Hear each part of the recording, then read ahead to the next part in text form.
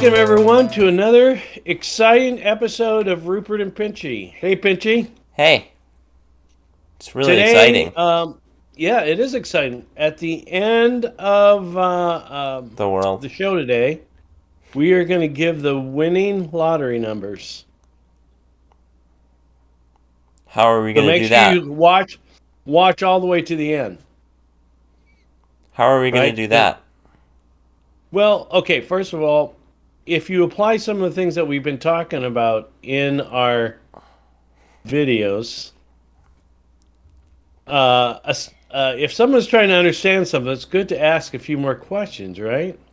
So Probably. we definitely are going to give winning lottery numbers. Now they might be from last week or a couple months ago, but they are going to be winning numbers, Yeah, and show up right? and try and turn them in, and you're gonna be surprised that you don't get anything. Probably. Right, right. Thanks for clearing that up. Yeah, I know. So, It was really important. yeah, but it's kind of sad that that principle of sales lying, I basically deception. should have said Uh, that. That one, yeah. I'm trying to just prep you. I'm trying to set you up with softballs for you to hit it out of the park. I just don't want to swing and a miss all the time. Okay. Okay. No. All the Anyway, time. so Thanks. all the Thanks. time. Wow, that's pretty harsh. Yeah, I mean, I could just leave. So no, you can't. Oh, you can in some ways, but okay. So listen. I can't. I'm Uh, forced. yeah. So unfortunately, lies and deceptions like that are very common. Very common In the uh, world? in the world, as far as in business and sales and dating, in Churches. churches, and in hot dog stands. I mean, I don't know about anyway. that.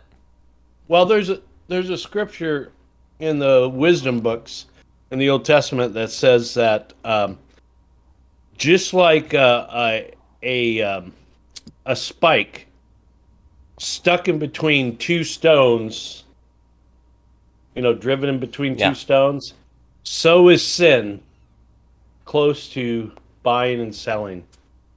Isn't that Huh. brilliant? That's interesting. Yeah. So whenever you have buying and selling, even the most, what would you call, virtuous people, Yeah. because we're in this world, sin is right there. Yeah, absolutely. And that's to some degree what advertisement can be. I mean, Hmm. advertisement's not a bad thing. I mean, advertise your product. Say, oh, we're selling this. But don't lie about Yeah. it. And they do deceive all the time. And it's unfortunate. Yeah. If you need a bottle of water now, you probably need 5,000 in storage. And I would like to sell those to you at a discounted price. You get one for the price of two, the second one is free. Wait a minute. You'd be a Okay. good Uh, advertise campaign manager. yeah. Oh, you mean I'm a good liar? Yeah. No, Hmm. you're not. Okay. Yeah. So, uh, we're not talking about lying today, though. This is episode 12, right? 12 and a half, yes. 12 and a half. Okay, this is episode 12, and thank you for joining us. We thought we would talk about what was the title? Minutia or Versus the big picture. versus the big picture. I wouldn't necessarily name this episode that, but the basic idea is kind of with the name seems a little obvious. The minutia meaning the small or in-depth study or in-depth map, and then we have the overall picture, the big picture slash big map that shows you just an overall view. So you For could sales purposes, for sales purposes, why don't we title this True Alchemy? How to convert lead into gold. Why don't we sure. I'm sure we I would. mean, I'm sure people are so interested in alchemy nowadays. well, I think uh, I wonder if there's a guy named Alfred Keamy out there. You're really good And at. when he was going in, when he was getting in high school, hey, alchemy. I don't know. Oh, That's what I'm going with. Anyway, okay. names fascinate me. Like if you look in the phone book for Sue or Susan, Nami, Tsunami. And Got if it? you look at, oh my gosh, you told me. I'm trying to remember. Oh, at the haunted house at Disneyland, you'll find George Victor Kramer. Thanks for giving the whole world and the communists in Singapore my name, Whoa. so that now they can Yeah, but attack you're my technically dead. alchemy business. You're Huh? technically dead. Right. I'm not sure how that ties to it, but you actually went from Nothing. space flight to uh, the transporter on Star Trek. Okay. Yeah. I mean, we were talking about names in the phone book, and you said, "Yeah, like your tombstone in Disneyland." I'm like, "Well, does that follow?" Yeah, that really, yeah. We're so logical that it made total sense. Well, you grabbed onto the names. Okay, he's saying something about names, so I'm just going to throw names out there. You were looking at the big picture, and I was looking at the. Okay, minutia. Yes. Okay, so uh, why don't you start off? What's interesting? Okay, Thanks. do you have a bunch of notes on this? Yeah. I have it written all in my head. And Okay, that would be no again. It's a lot. A lot of times when I ask you a question and you say yeah, I really know it's a no. Because like when I asked you if you wrote a book no. and you say What if I said no? Would you believe yeah, me? because I've wrote, huh? What if I said no? Would you believe me? About what? Writing a book? About anything. I take you at your word. Okay. I What about respect you as a yes? person. Huh? What about yes? Yes, of course. I take you at your word. No, you wouldn't believe me because Because that's what I just said. I don't know. No? I'm Okay, confusing so myself. yeah, okay, so I was just so I was asking you if you have any notes on Nope. this, but no. And neither do I. So I think this is going to be a very specific and interesting Topic. episode. Yeah. No. Yeah. So why don't you share some of your thoughts about what we're talking about when we Discover. think about the big picture or the minutia? Right. So I think you could look at the big picture as like a globe. You see the entire picture. You see an overall view. You don't necessarily see the topography in a specific area, meaning like the mountain ranges and like heights and all that stuff. But you see an Mm-hmm. overall rounded picture, a rounded understanding. Mm-hmm. But the minutia would more be like a roadmap or a what would it be? An atlas or a basically a view of a specific area, and Mm-hmm. maybe it would give you information about the topography in the area, the geography, and all that stuff.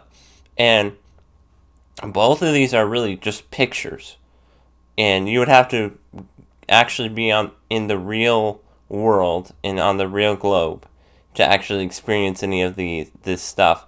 So it's all really just a picture.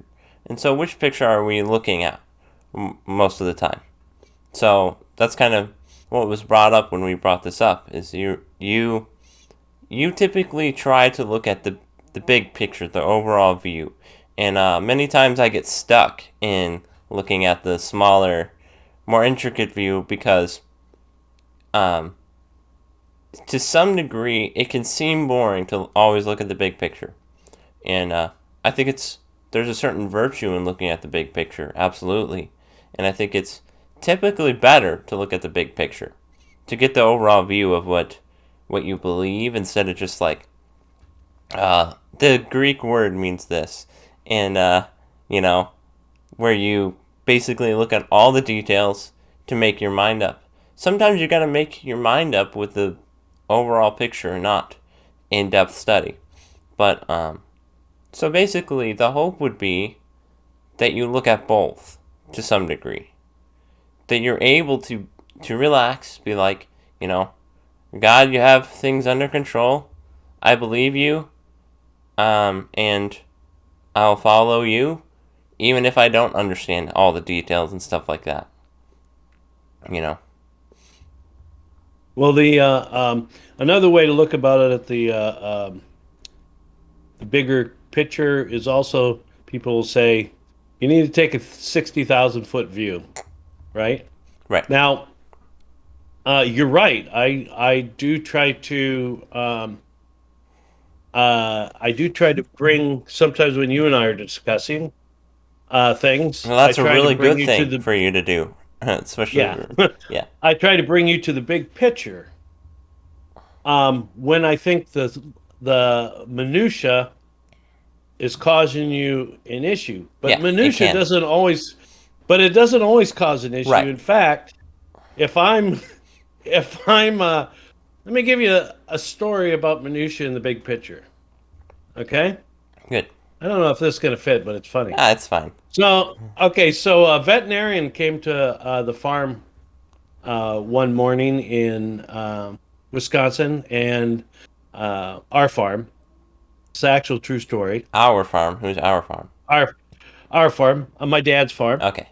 and my mom and dad's farm in Wisconsin, and the veterinarian came to treat a cow and check a few of the animals, and as we were leaving, after he was done, my dad and I was probably about I was in seventh or eighth grade, and Right. we left the barn. We're walking toward his vehicle on our long driveway and stuff, and he's talking, and my dad gets out a cigarette and he asks the veterinarian, "Would you want one?" And he's like, "Sure." And I'm like, "Dad." He's like, "Son, just be quiet." And so he gets out his own cigarette, and he's just about to light him, and I'm like, "Dad, Dad," and he's like, "Son, I'm talking with Mr. Nelson. Can we just shh, be quiet?" And I keep going like, "Dad, Dad," and he's like, "Son, I've already told you. I'm I'm just talking here with Mr. Nelson," while he's holding the lighter, just about lighting Mr. Nelson's cigarette all the time. And I'm trying, and I keep pushing, "Dad, Dad," and finally he shuts me down. "Hey, I don't need to hear the minutia right now. Just be quiet. I'm talking with Nelson, Dr. Nelson."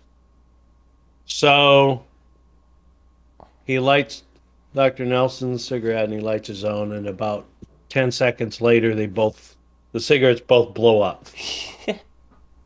Okay. And then my dad looks at me and goes, "Is that what you're trying to tell me?" And I'm like, "Yeah." So back in the day, you could buy these things, little things that were called cigarette loads, and you could stick them in the end of the cigarettes and they'd just pop if you lit them and blow up. So my dad was ignoring maybe some small informational things that would have been helpful in his discussion and relationship with Dr. Nelson, the veterinarian. So sometimes, so like I'm saying, Sometimes if you if don't focus on those, they can blow up in your face. exactly. So you're a mighty captain and a navigator in a ship. Lo, there goes land. 1,000 miles away, we're going there. I see the big picture. I'm looking at the stars. I've got the map all out.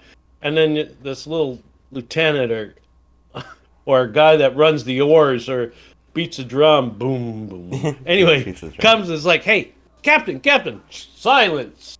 I'm looking at the stars. Captain, Captain, I'm viewing the wind. I'm setting the sails. We are on our way."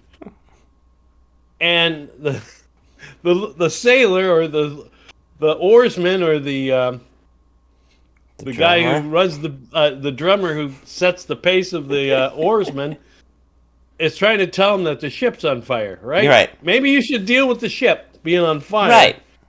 and then go back to looking at the stars, right? Yeah, well, that's a little similar the way that you put that to our first video about telescopic philanthropy of not focusing on things in your life that you can do, instead focusing on the whole world and how you can change that. And it's not exactly the same, but you can kind of get caught up in the big picture to some degree, or you can get caught up in the details, like, and not pay attention to the big picture. Right? I think yeah, there's definitely a similarity. Right. And then talking about the telescopic philanthropy, telescopic anything can be a problem. Right. Telescopic outrage. You look across and you see what somebody or some country or some group is doing, and you're outraged. Yeah. Can't believe they're doing that. That's terrible. Well, what are you doing right in your own household? Or what are you doing in your own Yeah. community? Are you doing something that's outrageous? Or is somebody in your community or your household doing something outrageous that you got to straighten out? Right. But that's a side note. You're right. It's similar in a But way. it's similar. It's similar in a way. Yeah. So uh, the minutia is almost like, don't you think it's a minutia? The minutia should be being collected constantly, Oh, absolutely. right? Yeah. Well, I just thought of a parallel. It's kind of interesting. Is you can read a book and understand what's being said, but in English class or in literature, you learn how to understand subject, predicate, order of sentences, and stuff like that. And so I would compare it a little bit to that. The overall big picture is you basically get the gist of how sentences work. I understand the Hmm. sentence. I love books. I read them all the time. I don't necessarily understand subject, predicate, all Hmm. this stuff. But at some point, if you want to write your own letter or your own book, it's like these things are important. Many people they have inspiration to write, but they just don't know how to write. It's like that can be an issue that you run into because you didn't focus on the big picture. That you don't actually know how to write. Instead, you know all these little details or stuff like that, or you only know the big picture and you never learn how to. Okay, I kind of reversed my No, you my go with it. understanding. I meant the first thing that you look at is the big picture. Then you look at the Hmm. minutia. If you look at the minutia first, then you will only focus on that one thing that draws you away from God in a way. You know, Hmm. why Hmm. is pain and suffering in the world? At some point, Hmm. that could lead you to being like, well, I can't accept God. I mean, that's an Hmm. extreme example, but you understand what I mean. Is when we get caught up on the small things, we Hmm. don't look at the big things that are so important to us. And many cults and many anti Christian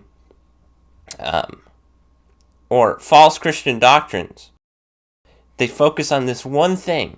That's Hmm. one thing that people look at is like, oh, that must mean this or whatever, because it's confusing. Hmm. Well, you take the whole counsel of God rather than just one Absolutely. scripture. But before we even coming on that, you were talking about writing a book, Yeah. and so a lot of times you have an idea of what you want to get across. Right. So you kind of pick a destination, and then you go into the minutia of trying to get to that Yeah. destination. Absolutely. So there's a I principle agree. that says a lot of times what's interest. Well, let's go to the principle first. There's a principle that says the first in intention is the last in execution. Let me say it again. The first in intention is the last in execution. What I mean by I that kind of is get. if I'm Yeah. intending to go to Minneapolis from where I live, that's my goal. Right. That will be the last place I get to. Right. Yeah. You But have to it's go my everywhere first in, else first. yeah, it's my first intention to get there. And so the big picture is, hey, I'm going to go to Minneapolis. to get shot at by the gangs. That's a No, good point. I'm No. no, no. I'm going to go to Minneapolis, and but I have to go through, towns along the way. That's I a good have to point. avoid the deer crossing the road along the way. I have to listen to my friend sitting in the right seat go on about how duct tape is the solution to all problems in the universe, or which it is. I agree with him on that point. So, uh, if it is Gorilla duct tape, and by the way, our sponsor today is Gorilla duct tape. No, it's not. We love Gorilla. Yeah, actually, it is. I'm choosing the Inanimate objects can't sponsor us. Just so you know. Gorilla is not an animate object. So anyway, you're getting way too into the details. No, but I thought of something so when you said that. go ahead. Just, have you ever heard the phrase, it's not about the destination, it's about the journey? So then there's the opposite, kind of in a way, the opposite deal too. Well, If the joy, unless you go like the joy, your joy is going to be being right. in Minneapolis. But you're saying you could have joy in the trip to Minneapolis. Well, what I'm saying is, I've always. I have no idea what you're saying. I'm kidding. Well, what I'm saying is, I know. I don't necessarily. I'm glad you brought this up. Right. Actually, I'm really glad. Keep going. Oh, I was just gonna say, I don't necessarily agree with saying it's about the journey, it's not about the destination. I think it's about both. The journey is what we're doing right now. The destination is where we're going, right? And so, as far as it concerns us, the journey is so important right now. If we don't focus on the journey, we'll never get there. It's like, you've got to deal with the things first. And it's like, so to some degree it's right, but you need both. The journey and the destination. Otherwise, you're going nowhere. You're literally going nowhere. The journey is meaningless if you have no end destination. Right. Well, and then there's another saying that it says the will follows the intellect. So your intellect determines for whatever reason that you need to go to Minneapolis Right. to see family or to pick up a car part for your vehicle or whatever. Go ahead. Oh, no, keep going. Oh, so your will goes, huh? Or your intellect goes, I need to go there. And then your will says, yep, let's go. What's interesting, don't you think, is that the end, this is how amazing of a creature and a creation that God has made.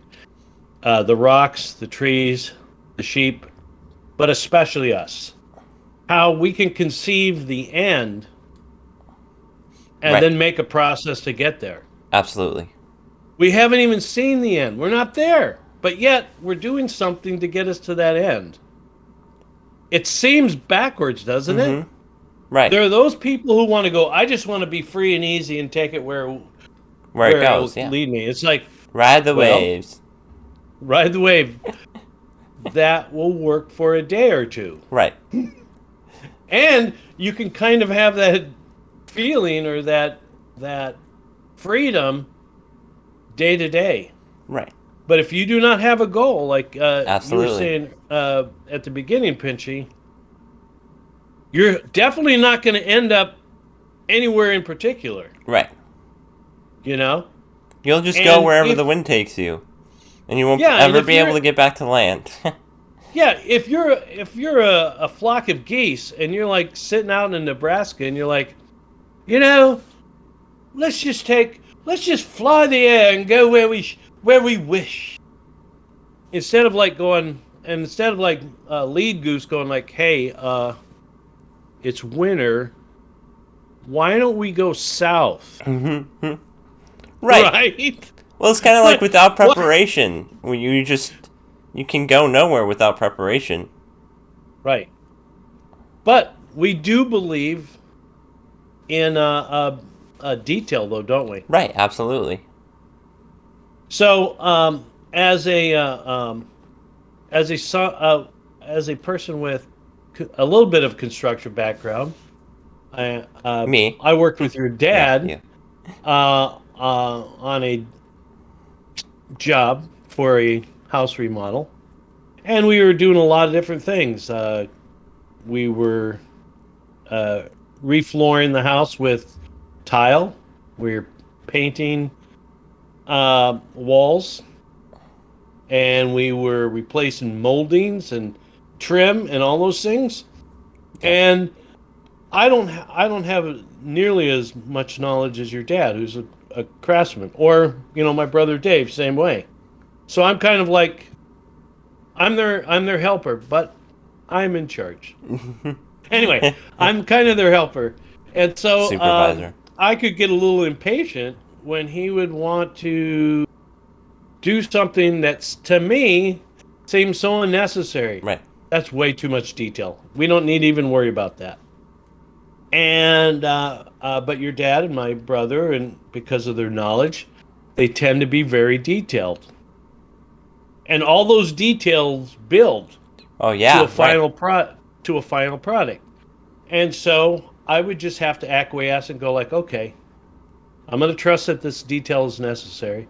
And in the end analysis, then I would go like, oh yeah, I'm really glad we did do what you said we needed to do there, because it would have been hard to accomplish our goal Right. without doing that first. We gotta fix So the crack first before it ends up ruining yeah, the entire project.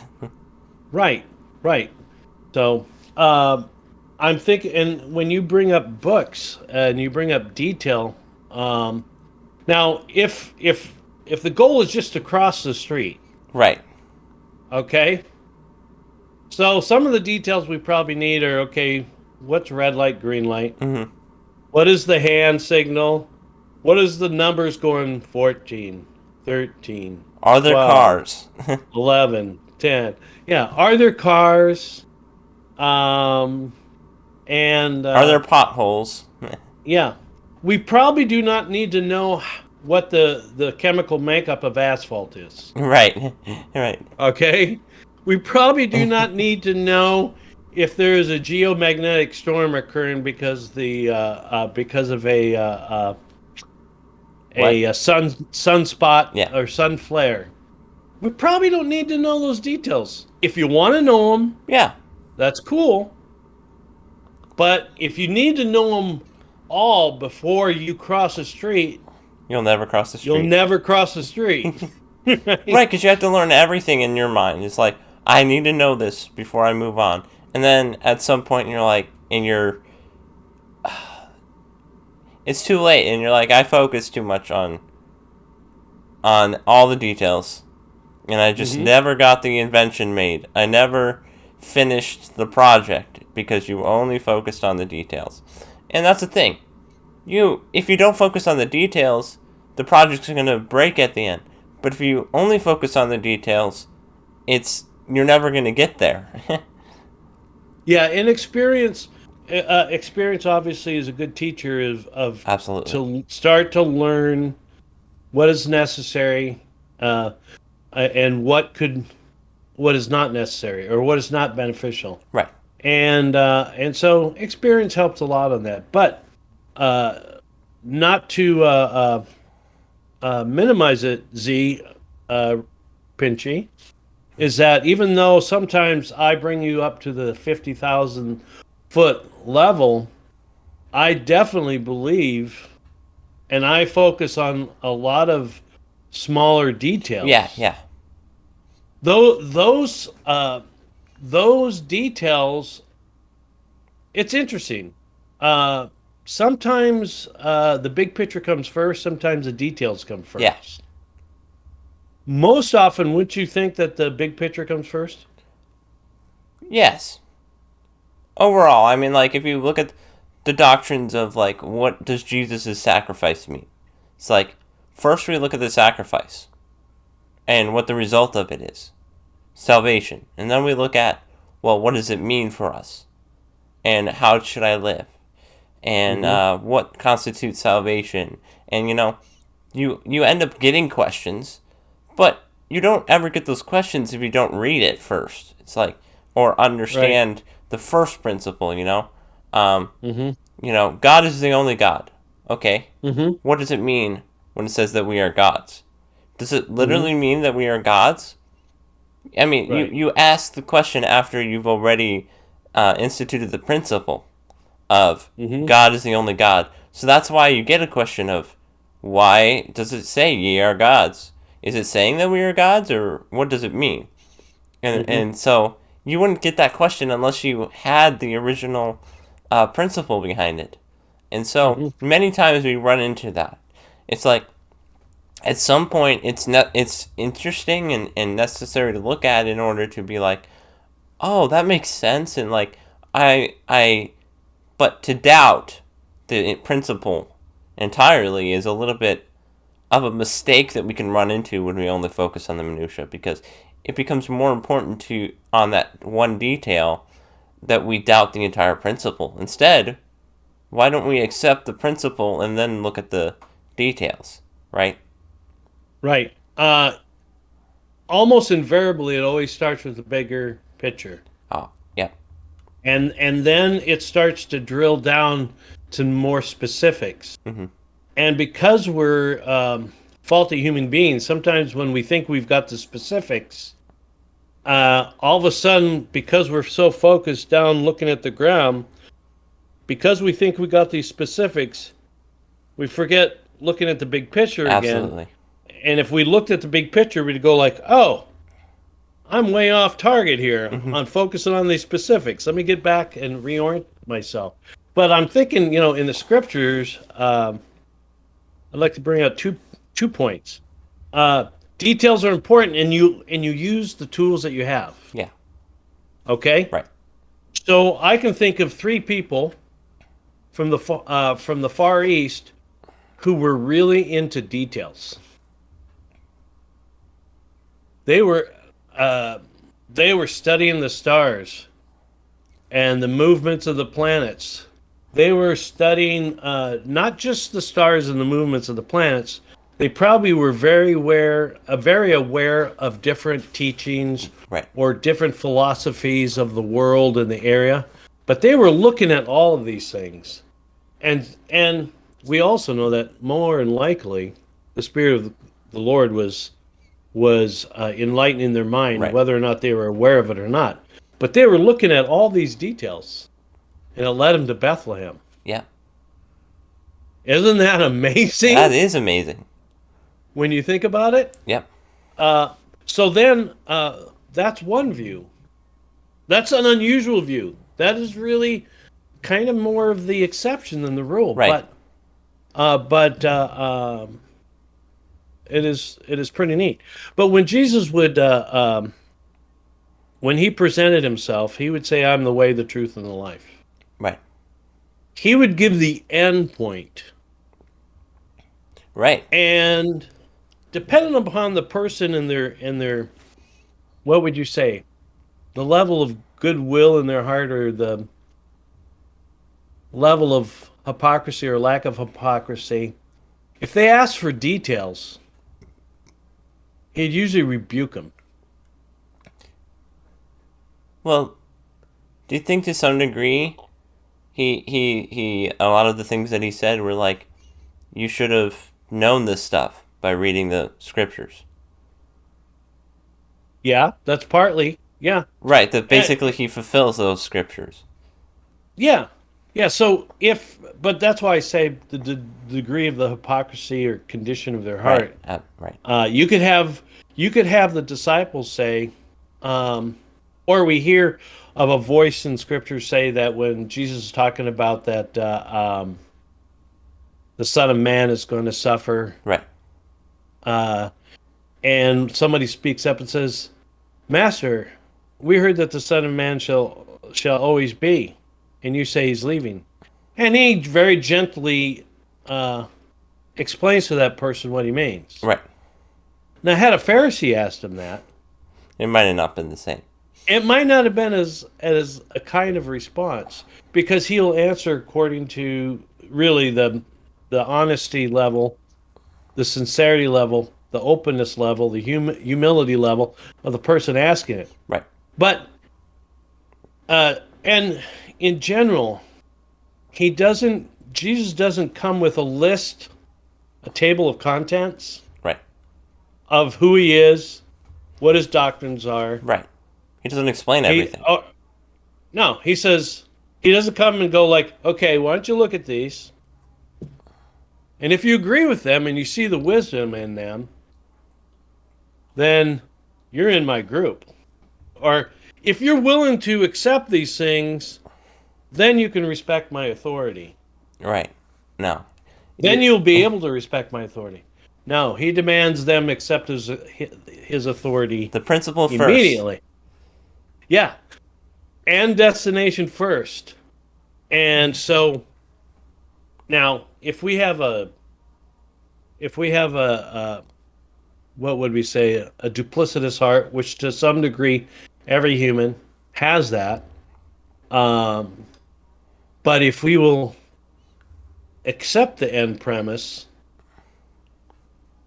and agonize and contend over the minutia, we will get to that final destination if we stick with it. Right. I have a question about will. So, is will a continual thing? A continual action? What Well, so the intellect would be I need to get there. Would the will be a continual action of willing to continue on?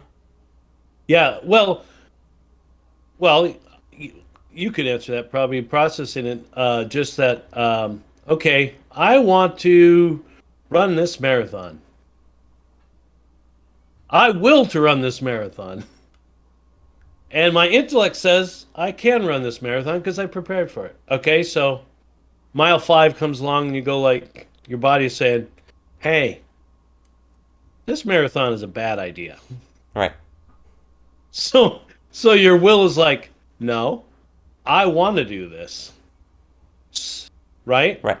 Then, and Well, then go ahead. sorry, just the intent behind the question is I haven't quite understood what the difference between the intellect and the will was. Well, the will is the thing that says yes. Okay. The intellect is what can discern all the minutiae of details and make a determination So and it's go like, kind of like the rational right. thinking through something that man has been given the ability to do versus the animals. And then the will is basically your response to it, is what you're saying. The response to the rational. It's the decide, eh? Yeah. It's it's what should the will and the intellect together should be ruling us and not our passions. Right. Our passions are a guide, and it's a minutia of detail, right? Right. Hey, there's a tiger after us. There's a tiger coming, running after us through the woods. Okay, that's fearful. That's your passions working. Run away, run away. Well, imagine if you And didn't then have the passions. huh? Imagine if you didn't didn't have have the passions. Yeah, it'd be like, oh, what's that? And then You're thinking through, you'd be it's got on the menu. claws. It's got. You'd be on the menu. But your passion was already dictated by your intellect because your intellect already knew what a Right. tiger or a lion was, right? Yeah. But then you come as you're running away from that, you come across now you're at a big gorge or a big valley or a cliff. And you're like, okay, now I have to decide, okay, am I going to jump or am I going to fight the lion? Right. Okay? So your intellect will go like, you know what? Your best chance is to fight the lion. Maybe you can throw him off the cliff. Your best chance is to fight the lion. Probably. Okay? Yes. That's what your intellect is saying. Right. Now your will is going, and it's listening to your passions. Your will is going, okay, but that might be, I'd rather just jump, Right. right? Right. But your intellect is saying, no, It's not a good you have a idea. better chance if you fight. Right. Well. It might hurt. It Right. might Yeah. hurt. Do you is is your fear going to overtake you and override? Is your passion going to override your intellect? And if it does, chances are you're going to jump, Right. right? Because you can't bear being gnawed on by Leo, the lion. All right, Yeah. while you're still alive. That kind of is helpful for me. The way that you kind of explain it. Not. I mean, the analogy is definitely a part of it. But now I kind of understand better about the will, because basically I had thought, if I realize that something's the right thing to do and I wanted to do that, isn't wanting to do that the will?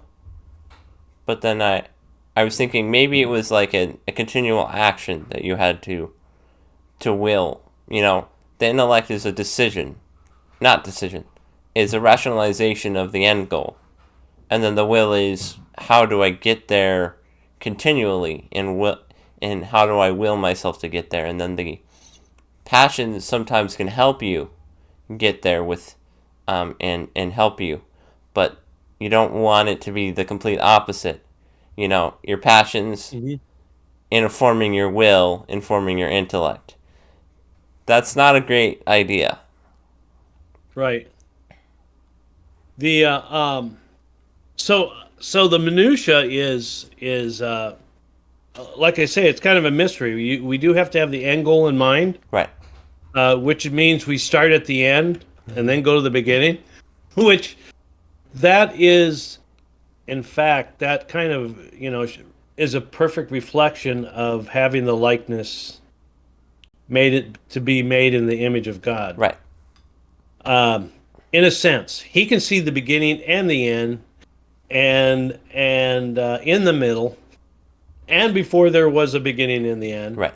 and he has made us such that we kind of look toward the end and then build from there, Yeah. right?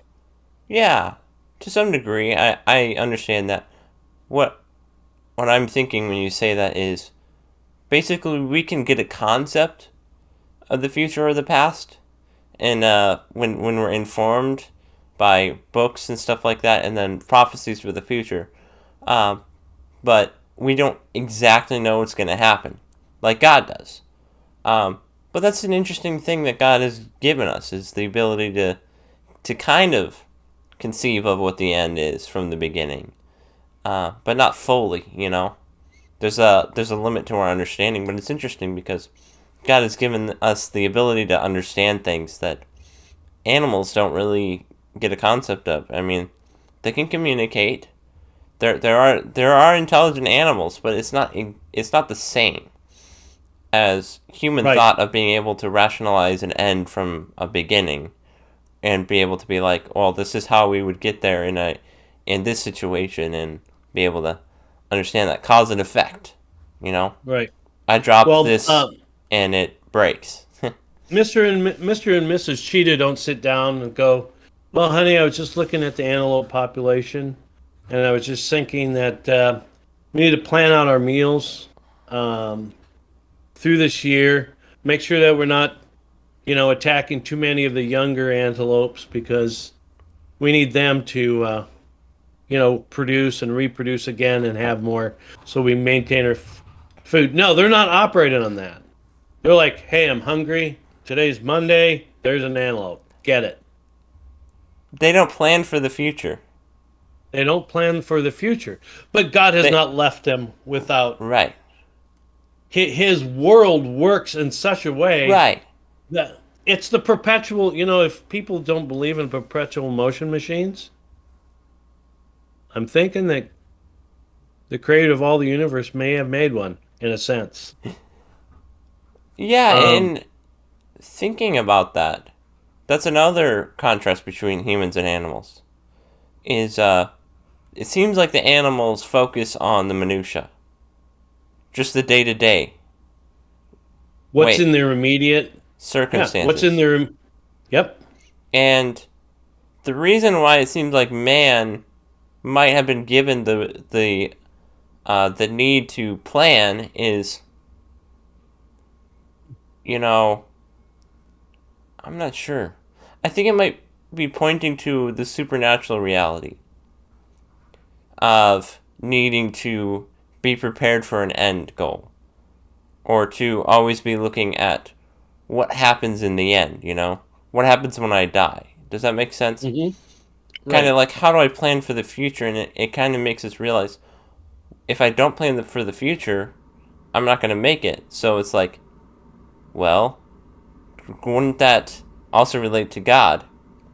If I don't Hmm. look for Him, how am I going to live forever, you know? Kind of get what I'm Well, saying? yeah, and cheetahs have never are never guilty of gluttony. Right. They don't have the ability to be guilty of gluttony.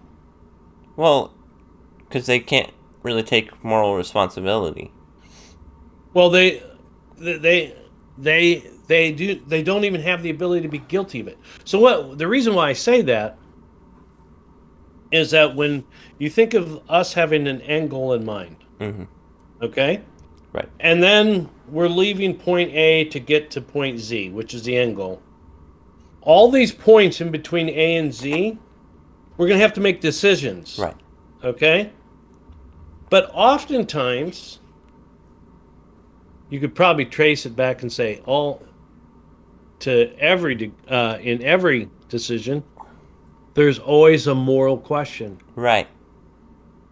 There becomes a moral question. Is it right for me to go from point A to point B in this manner? Right.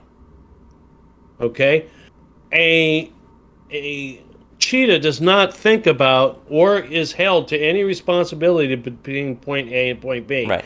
Hey, it's Monday. I'm hungry. The gazelle's going to get eaten. Right. Okay, but for me, it might be okay. Point A is I'm hungry, but so is my daughter or son and wife, and I only have enough to get them food. Should I get it for myself or them?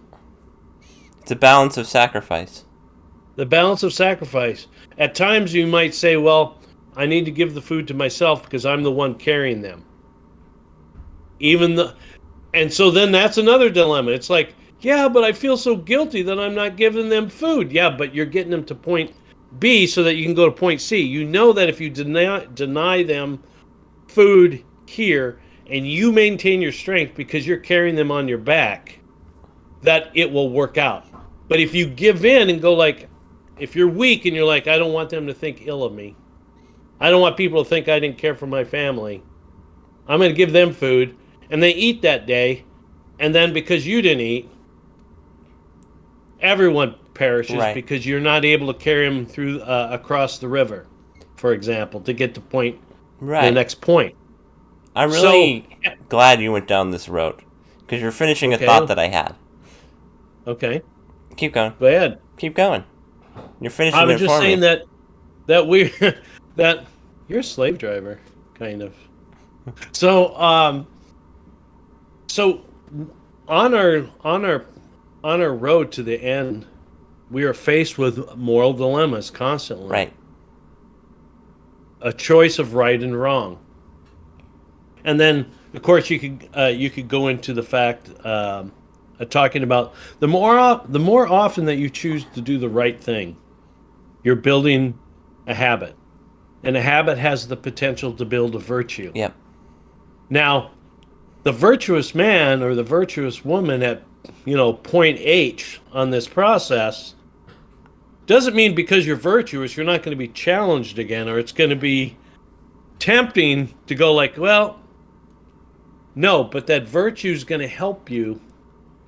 It's not going to guarantee that you make the right Right. decision, It'll inform your but it's going to give decisions. you strength. It's going to inform your decision. It's going to give you strength to make that right decision, to make the moral Yeah. decision. You're still faced with what is brought virtue helps the will make the right choice. Right.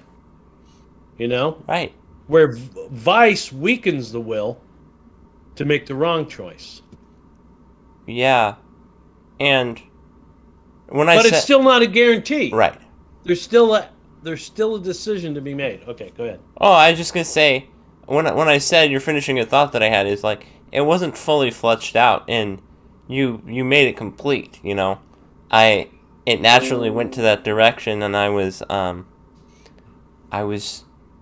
really happy that you went that way because I was trying to understand what I was thinking about. Humans have a moral end, or virtue is basically what we're to seek. And animals don't necessarily look for virtue because they're not given the capacity They're to not do a so. moral. They're not a moral being with Right. a free will. Yeah. Exactly. That's exactly what. And I'm glad you went that direction because you just were fleshing out what wasn't completely put together in my In your head mind. of it. Well, that's where the fact is that you kind of understood it, but you just hadn't put it into words. Right. Now, I think it was Augustine one time said that the reason that we can, when someone is telling us something and then we go, "Oh yeah, that sounds right," he's he says the reason why we say, "Oh yeah, that sounds right." The reason why we can say that is because we already knew it. Right. We recognize it as something that is true. Mm-hmm. Now, sometimes either it's because it's coming through a source that we accept, because maybe someone has told us that very truth before, Right. and we won't accept it. But then someone else tells us it, and then we're like, yeah, that's right. That's right. We heard it before, Right. and through our lives, we've seen it before. It's like a mom and dad and a child. We're born with not much choice. Right. Mom and Reliance. dad, yeah, mom and dad controls us, and feeds us and gives us all the minutia of information, whether that be food or when to sleep, when not to They sleep. even give us Uh, language. they give us language, and and if you were to ask a 3 or 4 year old, "Hey, who's your mom and dad?" They would point, and they would know who their mom and dad was, but they still won't quite understand what mom and dad even Right. means. Right. All right? They don't really fully conceive the concept that they were conceived. They didn't conceive the concept of their conception. But they really don't understand it. But they just know that's mom and dad. Right. But as time goes on, these things start to register because it's been repeated over and over and over again. Yeah. Well, they're given the concept, and then it's getting more fully fleshed out, and that's an interesting thing. Is that's kind of what abstract thought is getting a concept before you get the understanding of the concept. You know, I understand Hmm. a concept of what mom and dad is. That's mom and Hmm. dad, and it's like, well, what is mom and dad? That's explained. That's explaining the concept of mom and dad. You already get the Hmm. concept, that's my mom, that's my dad. You don't Hmm. fully understand it yet, right? But the minutia of information that has just constantly been given to you helps you register, and God uses that in His natural world to reflect His truth. He uses his the Scripture is not the only source of truth. Um, uh, the Right, moon in the sky is true. It's not a it's not a moral truth or whatever, but it's true because God made it, right, and it has the ability to tell us something. yeah. I'm not made of cheese. I'm not made of cheese. It says. Right, well, it doesn't say anything to us, and that's an interesting Right. point is, That's what I'm saying. oh no, the reason why I say that, though, is because you understand the moon is there. You gotta Hmm. think through the rest of it. Why is the moon there? How is it still Hmm. there? Who created it? Why am I How still far here? away is it from the sun, from the earth? Why does it still show up in the same It begs places the in the same question. location? Oh yeah, It begs the and question. I'm here. yeah, it goes and it sees the big. You see the big thing. The moon's there. Now you have a lot of minutia questions that might answer why it's still there Yeah. or why it's there. But Or what it is, or anything about it. right, so now then the crisis of the example of the daughter or son being raised, they eventually get to the point that they understand mom and dad. Right. And this is like a crisis in faith in a sense too. When we begin to stand there on our own, when we, when you're 5, it's good that you're obeying your parents, but Right. mostly you're obeying your parents because they're bigger. Right. Yeah. Okay, and if they're good parents, they've given structure and consequences, always consequences. Reasonable requirements and reasonable consequences, whatever that may be. But at some point, when the point of reason comes, faith can be born when you start to obey them because you see that it's the right thing to do. Right. And you see that they deserve it. Or you see that you owe it to them. It's a matter of justice. Or you see that it's it's the right thing to do. So we all come to that point of freedom, whether in our family life, with our parents, or in the church. There comes a point in everyone's life we can be raised, we can be baptized, we can be taught about the Lord, we can be go to Sunday school, and all those things cannot be ignored. But there will come that time when you have to start standing with your own legs. Right. Absolutely. Right? I agree with that. Would you say that could be a reason why we have rebellious teenagers is they've been growing up with these set of rules, and at some point they question them. They question everything because they've come to a rational thing, and so sometimes their emotions can lead them astray.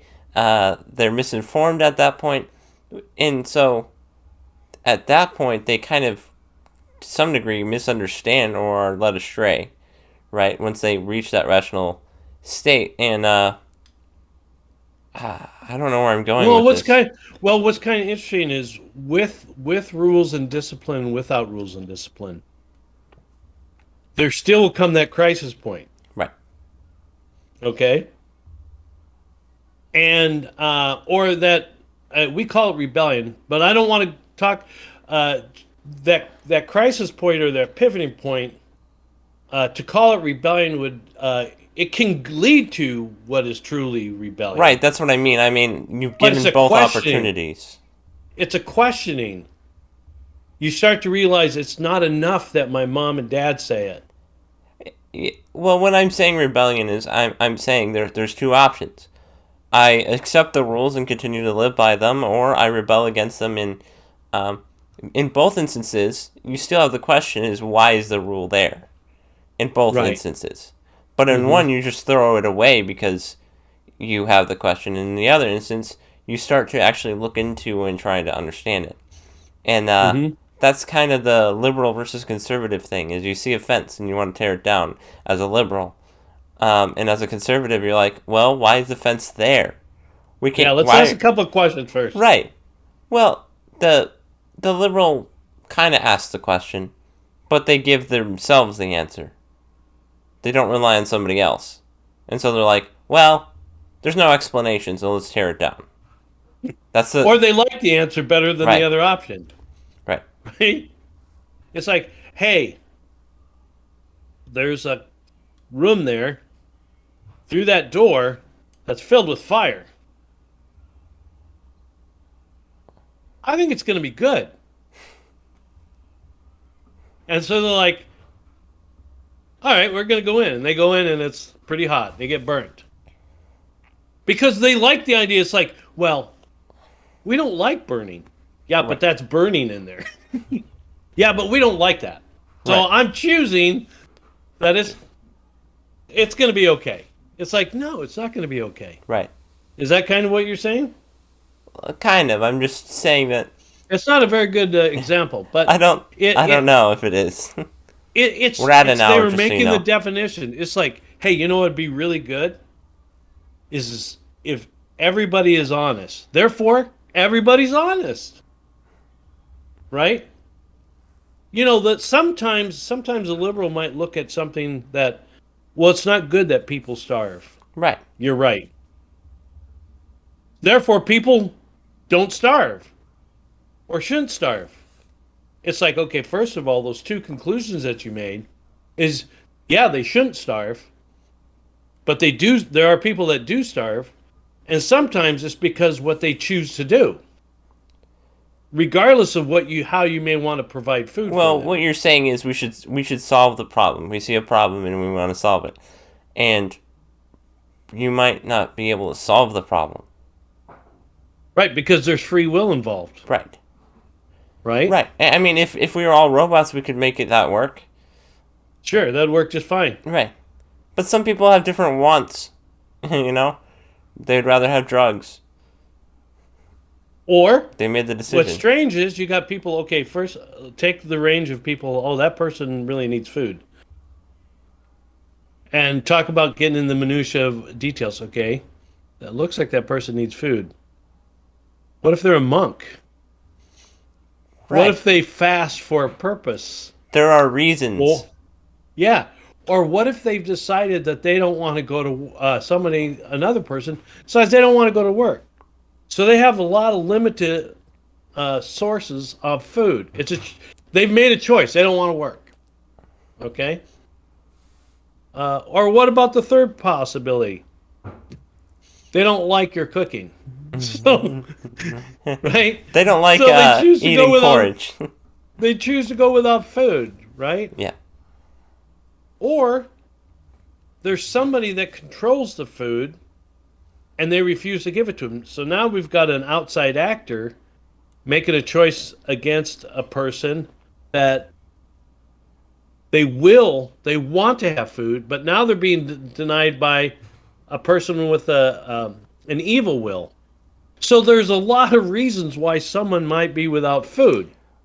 Right. Well, might you think a reason why somebody would want to be a liberal versus a conservative is sometimes the conservative says the truth that you don't want to hear. We can't feed everyone.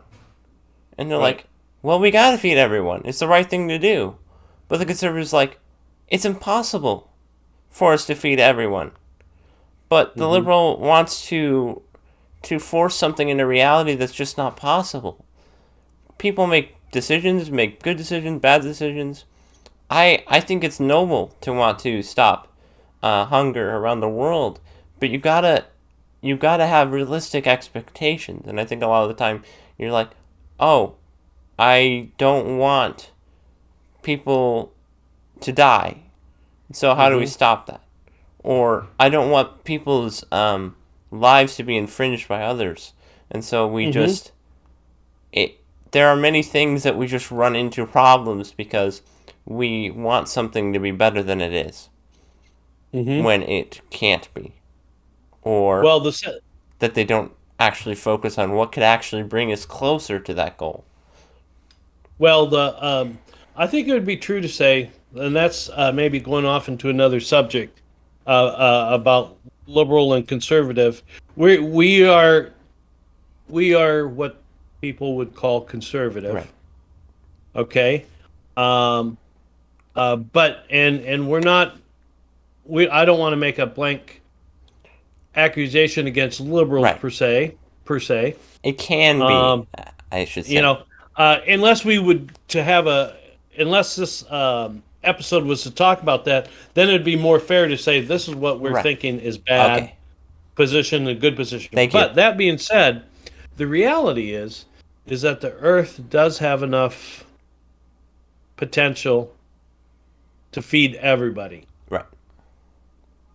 It's a given. There's enough food on the planet to give everybody a lot of food. Right. There's enough potential for food on the planet to give everybody a meal. And yet we know there are people starving. So then, if the liberal or the person that wants to make sure they feed everybody knows that, then they have to look at, well, what is keeping people Right. from being fed? and then a minutia of information is going to come, and then you can take a big, a big view of how to maybe try to solve that. Right. But coming back to minutia, and it is a balance, and we do our minutia needs to be collected on a daily Yeah. basis to where it becomes a habit, and we do all of us do it to a certain point. Right. It's just some of the minutia we're collecting is not beneficial Right. or profitable. There's a scripture that says that gather while you are young so that you have something to live on when you're old. Okay? So, Proverbs is always considered like the practical um, Book. book for finances or whatnot. Mm-hmm. And we could look at that and go like, yeah, it's just talking about finances, but no, it's Nope. not talking about finances. It is You can use talking that. about finance. You could use that, and it is referring to that in a sense. Right. But the Better, again, the fuller goal, understanding. the target of Proverbs is to lead us to wisdom, Right. and so the author there is saying, gather while you are young, gather while there's time, gather while your mind works the best. Gather while you're able to hear the best, see the best. Gather while you know probably the largest amount of people that people generally know or have interaction with is generally in their younger years. As you get older, you're more alone, and that's not a bad thing. Right. But it just means that's why you need to gather Right. these things. Well, gather good friends. Gather um, correctly with your money. I mean, that's one part of it, but also gather your spiritual life as well at that time. You know, Take time to be read. prepared. Yeah, take time to read. Go to church, have friends. But anyway, so that again, the end, the big picture, and then the minutia, the small picture. Um, and people will say, "Well, what comes first, the chicken or the egg?" Right. And they're both important. Is the easy answer. The intellectual, metaphysical, and philosophical answer would be which one's older? Then that would be the one that came first. Right. And so if that's the one that came first, it again kind of proves our point that the end has to be in mind before the beginning Right. of the egg, right? It's just anyway. So Yeah. Yeah. I think that's a so good how do way you to put it. how do you we can get overwhelmed with detail, can't we? Yeah. Absolutely. I agree. Many times you bring me back to looking at the big picture, and it's hard to admit, like, yeah, you're right. I'm focusing too much on this little detail. Yes, it's something interesting, and I would want to pursue it, but am I continuing to have the end goal in mind? What is the reason behind me doing this? Am I doing this because I want a little bit of information that I can just tell people? I mean, that's something I struggle with, is like, many times I just like, I latch onto one detail, and I just want to tell people because it seems cool to me. But many times it becomes muddled in my mind and confused of what the overall picture was. And so, yeah, I want to always come back to the big picture, and Mm-hmm. also I want to be able to have that balance of also having the minutia to some degree as well. Well, if Jim is in the front seat, Steve is in the right seat. All right, Oh Jim yeah. is in the left seat driving. Steve is in the right seat, and Einstein is in the back seat. Okay, and Steve and Jim have come to a T in the road, and they're looking at the map, and they're like, "Okay, which way is it to get to the clinic or Marshfield?" And they're looking at the map, and Einstein in the back goes, E equals MC squared. They're like, what? They're like, E equals MC squared. They're like, okay. I'm not sure what you're talking about. It's true. E equals MC squared. We're just trying to decide whether we're going to go right or left here. Um, so that's kind of what you're saying. Is We can't Einstein's understand brilliant? everything. Well, no, Einstein's brilliant, Right. and he's pointing out a truth. But it's the wrong time to bring up that truth on deciding whether you're going to go to the right or to the left. Right. Well, what I'm Right? saying is you can't know everything when you make a decision. It's not possible for you to look at all the details to understand everything. Okay, I see what you're saying. So I'm saying those things can be important, but in order to make a decision, you've got to know just enough to make it. But at some point, it would be interesting to know what E equals MC squared means. Right. E is energy, M is mass, C is the speed of light. And Yeah. so anyway, but you were saying it in a different way than I was thinking, and I agree with you. Is that you were saying you don't want to wait until you know everything and cross the line, right? Right. The road. Or to make a decision. Right. You want to have enough information to make the best decision that you can. Yeah. You know, and Jesus did not bring along a book and tell people, hey, why don't you read this? This is everything I believe, everything I stand for. And if you accept this, then accept me. Right. He kind of did it the opposite way. Just so you know, He we're said- at an hour and 12 minutes, just so you know. Really, that long? Yeah. Okay, maybe we should stop then.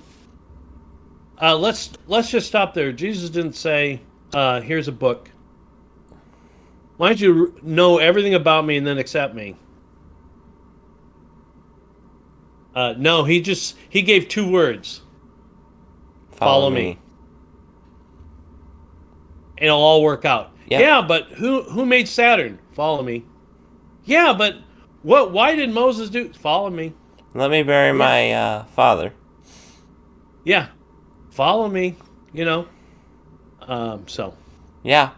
Well, that's a All right. good way to end that, because we should accept Christ first. Ask for the details afterward. He will reveal himself to you. Mm-hmm. The details are important, right? Yep. Okay. Thank you for listening. Thank you, Pinchy. Thank you. All right, Godspeed to everybody. Have a good week.